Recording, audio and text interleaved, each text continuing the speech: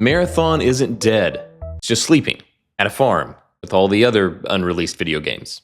Indefinitely. In a move literally everybody saw coming, the soulless corporate greed machine currently wearing Bungie as a skin suit has delayed Marathon for polish, which is definitely a weird way to pronounce incompetence. In a statement that conspicuously avoids the fact that Bungie was caught stealing art assets again, they released a list of upcoming improvements that they want to focus on that reads more like a list of core concept and gameplay elements that I can't believe weren't considered sooner than 3 months before the game was originally supposed to be released. What the f, Bungie?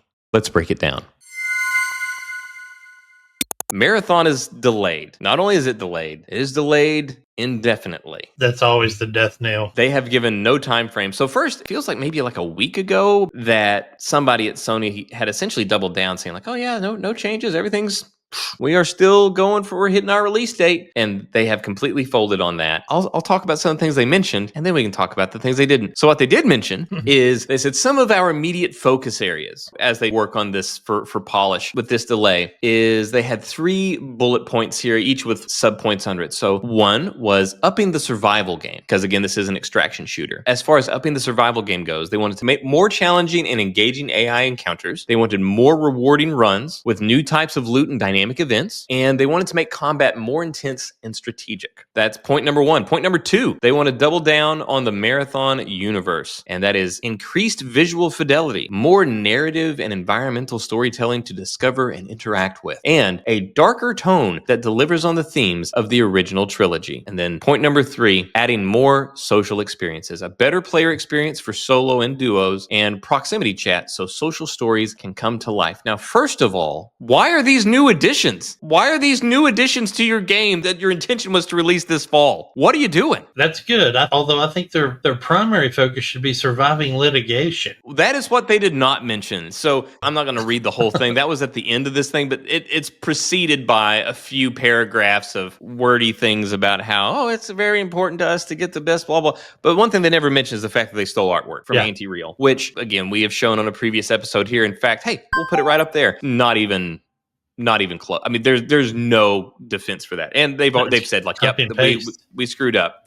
So they don't mention anything about that. And one thing that we had talked about before that we know that they were doing, I don't know if it's concluded yet, was that they were doing an internal audit, which they have to. They admitted we clearly have some issues here. There was clearly some theft.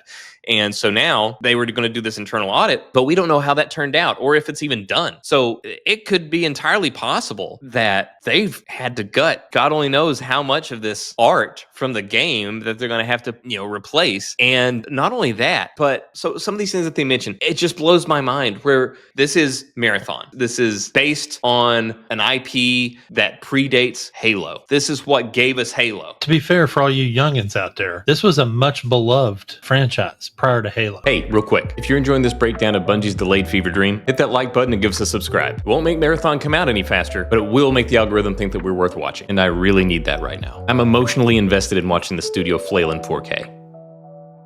So that's why I was so surprised to see this thing where they're like, oh, hey, now that we're going to delay this thing for God only knows how long, here's some things that we're going to be adding to it. Which are all standard.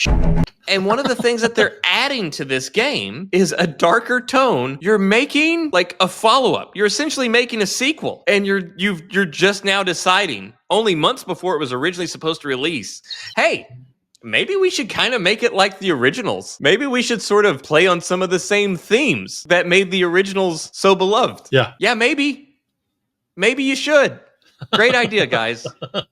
Good job, Bungie. Well, they're doing that typical swirling around the toilet bowl thing. They're like trying to come up with any type of rope they can get to hold onto the boat. I also wonder if, because they also talk about increased visual fidelity on that and, more narrative and environmental storytelling and the darker tone. Is that because maybe they're just going to change the art style outright? Maybe they're just going to be like, hey, you know what? Let's not even try to do anything even remotely similar to what we've been doing. I don't think they'll go that far. I think they kind of have to keep the look that they've nailed here. This 1990s Marilyn Manson with cell shading motif that they've got. I think they're going to have to stick to it, but it's just so crazy to me. And again, this is an extraction shooter, so much like Escape from Tarkov, something like that. So they're making an extraction shooter, and obviously they are not innovating here. This is not new. The extraction shooter is well-worn territory by this point that this thing's releasing. So you're trying to piggyback on a trend. Well, whenever you're piggybacking on a trend, you got to do something different, not even just on par. You've got to do something to push it forward. But they didn't even do something that was on par. They had no proximity chat in an extraction shooter, where the whole thing is taking the person you just killed and talking shit to them while you steal their guns, you know, and be like, this is mine now. It just blows my mind, some of these things that they did not include that they are supposedly just now going to be working on. I don't know. This is sad.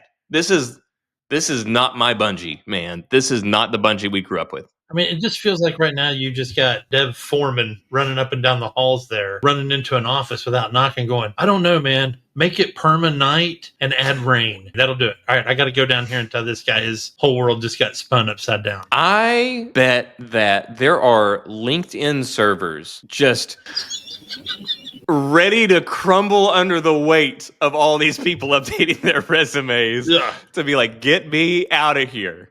Anywhere but Bungie, just get me out of here. You'll have an Indeed rep show up at Bungie's office and going, listen, man, you were killing us with the emails. We've set up shop down in your cafeteria. Just send people down as they want to get. It'll be easier. Yeah, send them to the tent. We've got Oreos and lemonade. Yeah. We've got Mint Mobile cell phones. We've got all kinds of going on down here. It's just the worst, man. It is sad to see so many of our beloved companies reduced to this.